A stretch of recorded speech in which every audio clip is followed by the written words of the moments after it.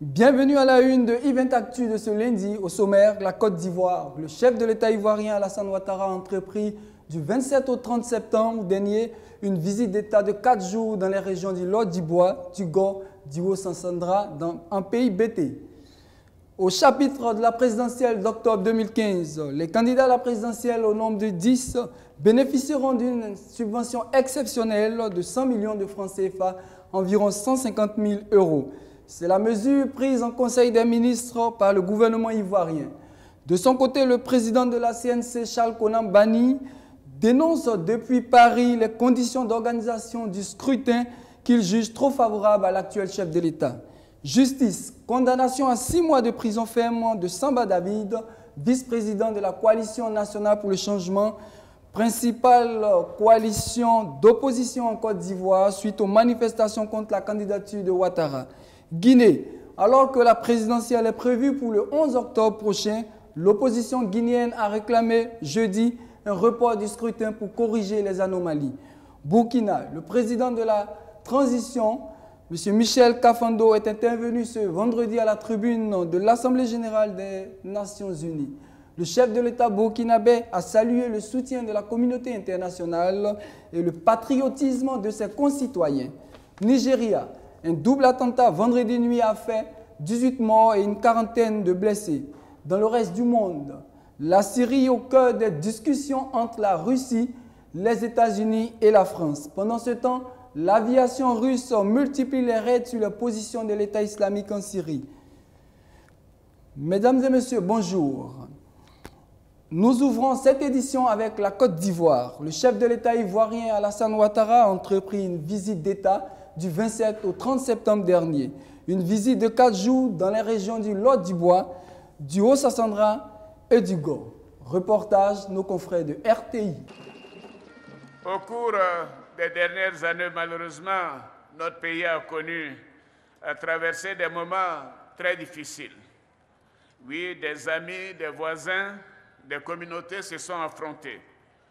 Et cette région, je le sais, en a beaucoup souffert, malheureusement. Je voudrais donc exprimer ma compassion à toutes celles et à tous ceux qui ont souffert durant les crises que notre pays a traversées. Et je présente mes condoléances aux familles des personnes décédées. J'apporte bien évidemment mon réconfort aux blessés, à tous ceux qui ont perdu des biens. Oui, c'était des moments difficiles. Chers frères, chères sœurs, chers parents, afin que cela ne se reproduise plus jamais, je suis venu à Daloa, comme je l'ai fait à Gagnoa, pour lancer un message de paix et de réconciliation. Un message de tolérance, d'union, de rassemblement entre les filles et les fils de notre chère Côte d'Ivoire. Nous devons tourner définitivement le dos aux incompréhensions du passé. Nous devons faire en sorte que la Côte d'Ivoire ne vive plus jamais de tels drames. Vendredi dernier, au lendemain de sa visite d'État, le chef de l'État a procédé à l'inauguration de la Chambre nationale des rois et chefs traditionnels de Côte d'Ivoire à Yamoussoukro. À cette occasion, il a invité les têtes couronnées à intensifier les médiations et surtout engager leur autorité morale pour renforcer le civisme. À 3 semaines de l'élection présidentielle ivoirienne, le gouvernement a adopté une mesure exceptionnelle, accordant ainsi un financement de 100 millions de francs CFA, environ 152 000 euros.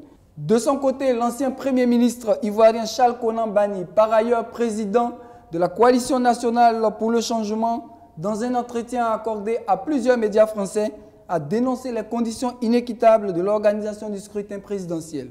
Aussi, a-t-il appelé à un dialogue entre pouvoir et opposition à quelques 3 semaines de l'élection présidentielle devant se tenir le 25 octobre prochain.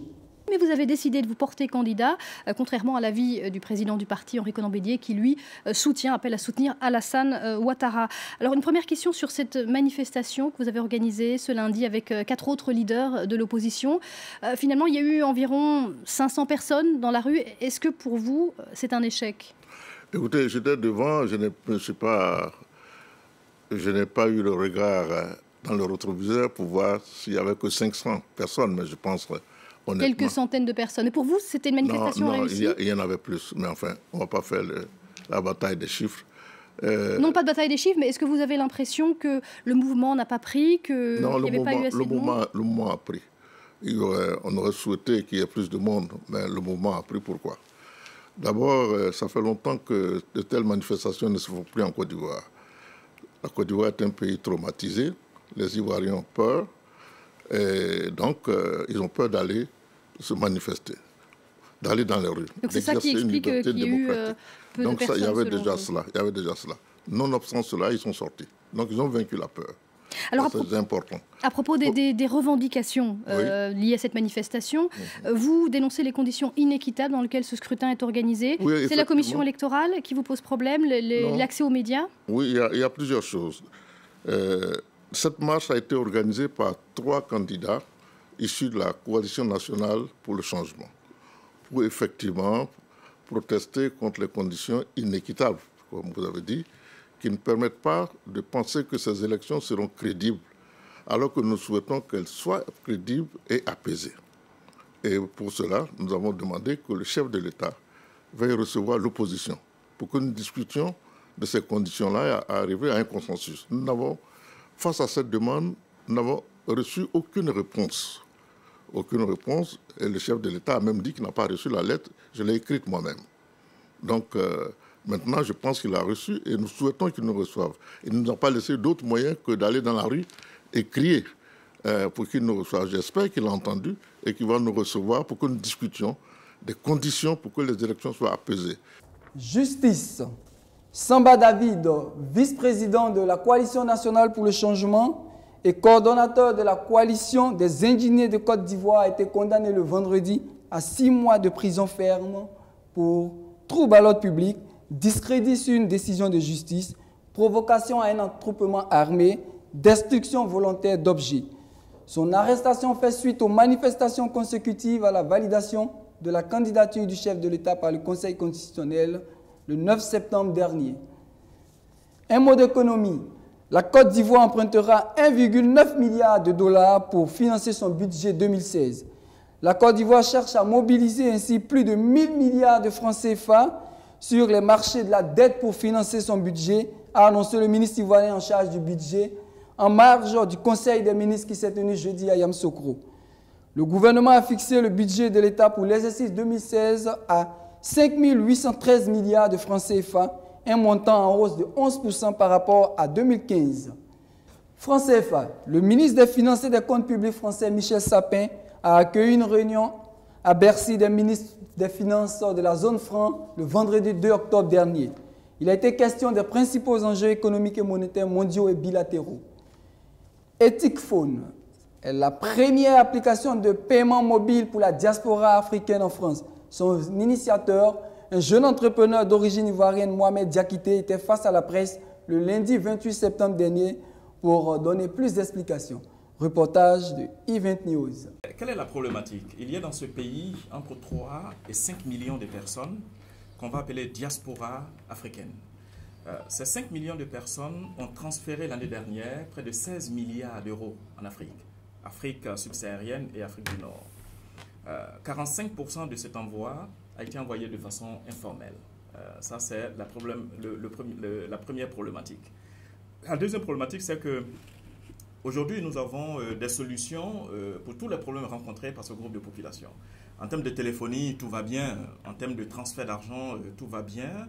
Et en termes de paiement, tout va bien. Alors, comment expliquer les 45% d'informels dans cet environnement? En bref, Abidjan abritera un colloque international sur la liberté de la presse les 5 et 6 octobre prochains. La ministre a annoncé la tenue d'un colloque international sur la liberté de la presse pour réfléchir sur l'avenir de la presse en Côte d'Ivoire et en Afrique. Guinée. L'opposition guinéenne a appelé un report de la présidentielle du 11 octobre en raison d'anomalies qu'elle aurait constatées dans le processus électoral. Et ce, afin de procéder aux corrections nécessaires, faute de quoi elle boycottera le scrutin. Tout est en programmé d'avance et il n'est constaté de la part des autorités aucune volonté de corriger toutes ces anomalies.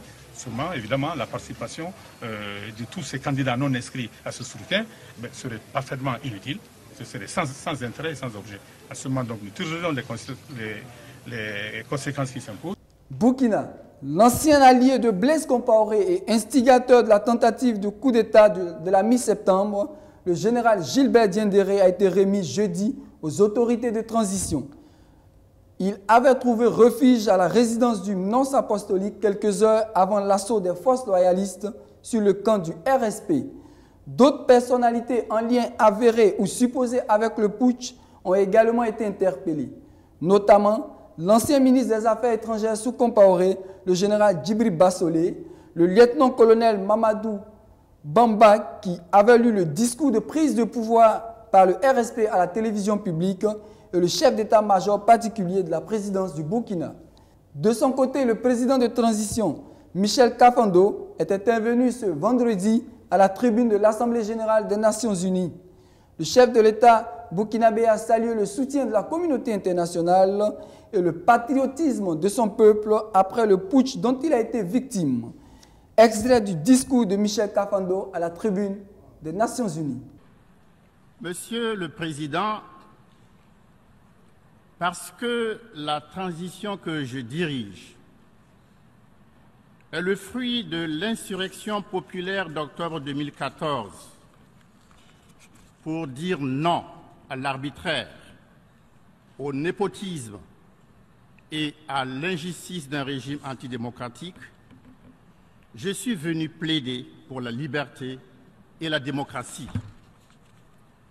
Oui, devant cette Assemblée, je suis venu exalter la liberté, la vraie liberté, celle dont rêvaient les révolutionnaires de 1789 et à laquelle aspirent aujourd'hui encore tant et tant d'êtres humains.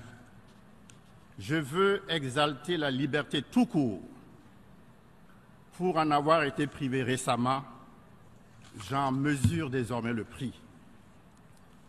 Devant cette Assemblée, je suis venu saluer la démocratie, devenue aujourd'hui un canon universel. Sauf au Burkina Faso où des prétoriens d'un autre âge, ramant à contre-courant de l'histoire, ont tenté de la confisquer pour assouvir leurs ambitions sordides. Chers amis de la communauté internationale, c'est grâce à vous, défenseurs de ces valeurs que je viens d'évoquer, que je parle librement devant vous. Chose impensable il y a seulement 2 semaines, lorsque je me suis retrouvé dans les geôles de la sédition militaire. En effet, le 16 septembre dernier, mon pays, le Burkina Faso, était victime d'un coup d'État ignoble, perpétré par des officiers à la solde de politiciens revanchards. Et tenez-vous bien, à la veille du lancement de la campagne électorale. C'était sans compter avec le peuple burkinabé. La riposte nationale et populaire a été spontanée pour barrer la route à ces aventuriers-là. Mais hélas, au prix de pertes en vies humaines et de nombreux blessés. En cette occasion, la nation burkinabé et en particulier sa jeunesse a fait preuve d'un patriotisme à nul autre pareil. Par ailleurs, dans une interview accordée ce samedi à RFI, le président de transition du Burkina, Michel Kafando, n'a pas caché que l'ancien président Blaise Compaoré, chassé du pouvoir en octobre 2014 et réfugié depuis à Abidjan, en Côte d'Ivoire, pourrait être le commanditaire du putsch du 17 septembre dernier, perpétré par le régiment de sécurité présidentiel.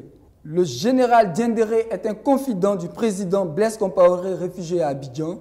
Je ne pense pas qu'il ait pu faire le coup sans avoir l'aval de son mentor. Ça m'étonnerait que quelqu'un comme le général Diendéré, qui a travaillé pendant 30 ans avec le président Blaise Compaoré, ait pu faire ce coup sans que ce dernier ne soit au courant.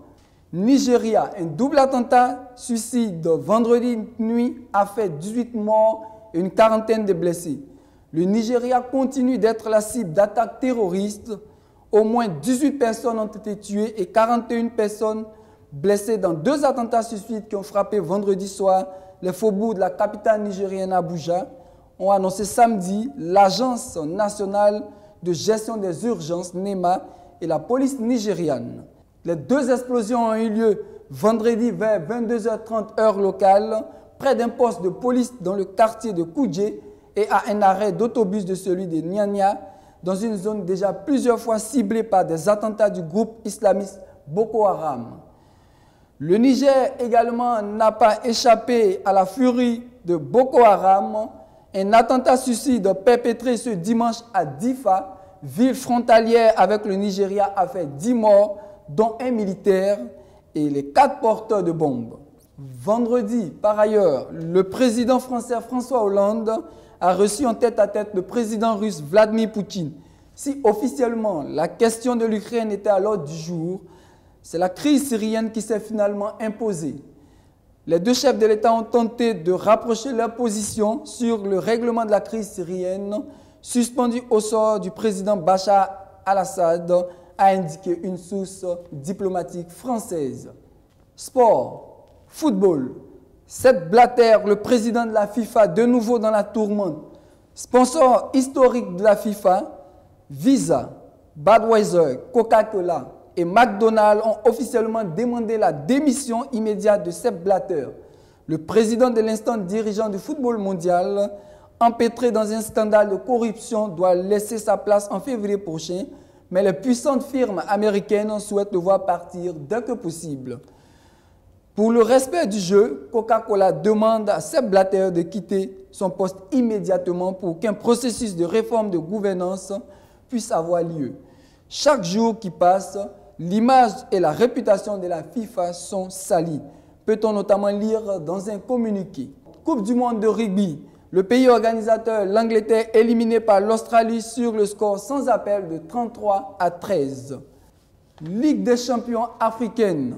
Le tout-puissant Mazembe s'est qualifié pour la finale de la Champions League africaine en s'imposant face aux Soudanais d'Al-Merreikh sur le score de 3-0.